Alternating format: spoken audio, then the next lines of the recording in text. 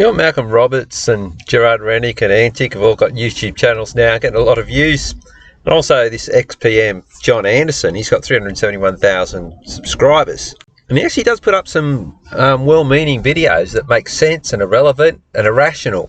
Now, with this whole channel and all of the well-meaning videos, could be a well-worn tactic of acting like they're on our side and to build up faith, good faith and trust, but there's an actual ulterior motive.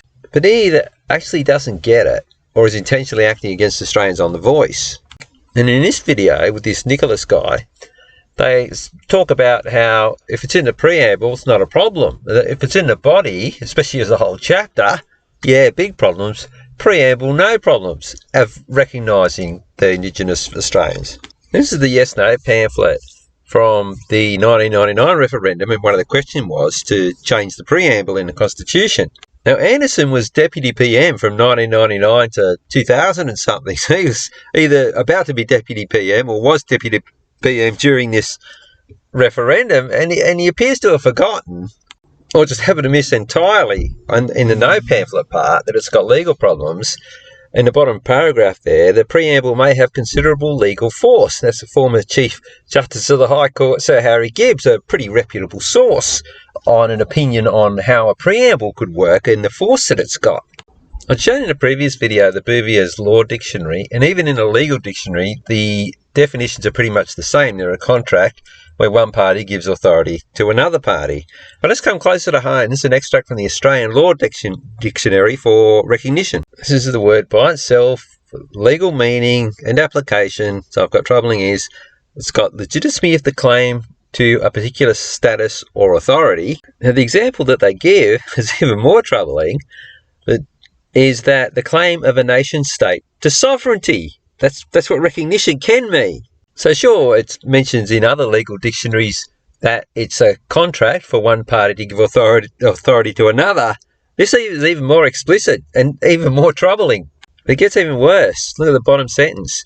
An international law, unilateral acknowledgement by a state that a particular entity has international legal personality and is able to participate effectively on the international stage. So when they say they want a treaty with us, well, if it's just limited to us, that's bad enough. But according to this is the Australian Law Dictionary, 2018 edition. They could enter into treaties with they're recognised internationally. Say nations, the WHO, I mean, who knows? And in his recent Sky News appearance, he correctly talks about separatism and even says co-sovereignty. It's obvious now that The Voice is really part of a separatist movement. This was meant to bring us together. It's divided us now. The long-term game, we have to be suspicious now, because of the games of deception, the lack of answers, is about separatism. It's co-sovereignty. How does that work? It's a bit of deception itself, because you can't have co-sovereignty. It won't work. So say in the Highlander movies, there can be only one. And of course, if one people is specifically recognised in the Constitution at the exclusion of all others, well, they're the sovereigns. I think like the rest of Australia, they wanted to support recognition. I wanted to support recognition.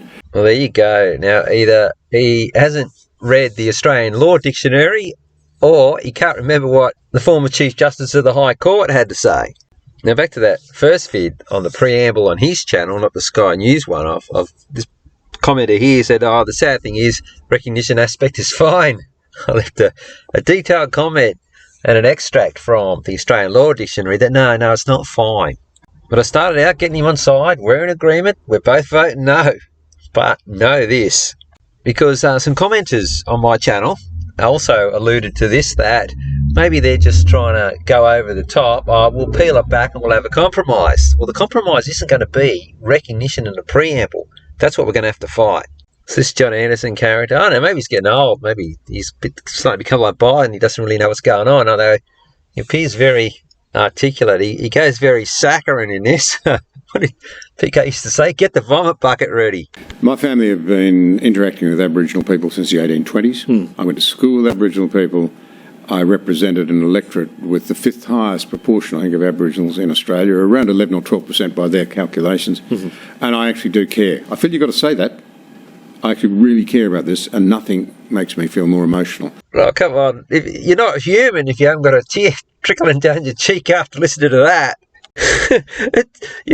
Look, he's got all the hallmarks of putting on a big performance. Rehearsed, okay, lights, camera, action.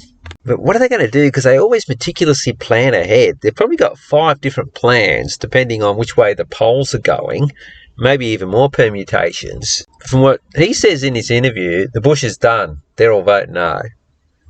So it's going to be so difficult for them to steal it. That's one option. As I mentioned before, a couple of times now, big emergency. Yeah, you can't leave your home on this particular day to vote. We can't move the day, so if we just get your mail-in ballots and send them in. That's over then. They got that option. But even so, people will be going, do you know anyone that voted yes? No. Well, what happened? And everyone will be playing clips of the stolen election over in the US. They probably wouldn't care, though. They could do that. Or they might... I don't think they can really reword it. They might do a rush job of introducing another amendment if polls are just so bad that they can't steal it, to then go, oh, listen, we'll just do the preamble this time and we'll get that over the line with recognition. And particularly if they have them as an entity as First Peoples, because that's a legal entity then that identifies them, sort of a bit of a box around them, and then they can create anything, or call it the Voice, or call it whatever they want, and be internationally recognised.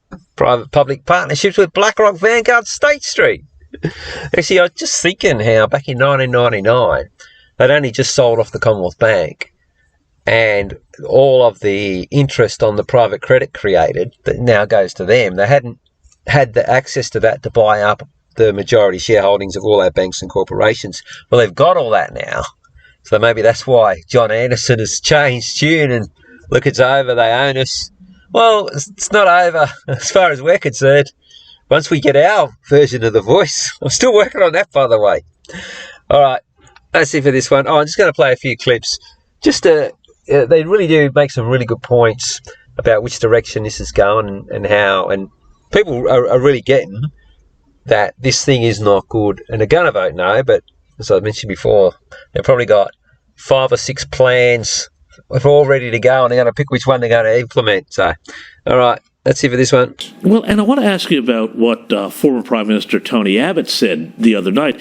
He was talking about all of these welcomes to country, and this picks up on something that I've noticed, both in the tone and tenor of some of these ceremonies, but also the way people speak about them when the subject comes up. People feel, I think, that there is an effort by an activist class on the left, whether Indigenous or non-Indigenous, to essentially delegitimize post-settlement Australia, or at least post-settlement to Whitlam, Australia, and say everything that happened there was terrible and we need to tear down. I'm really surprised at the level of anger that's building amongst a lot of country people.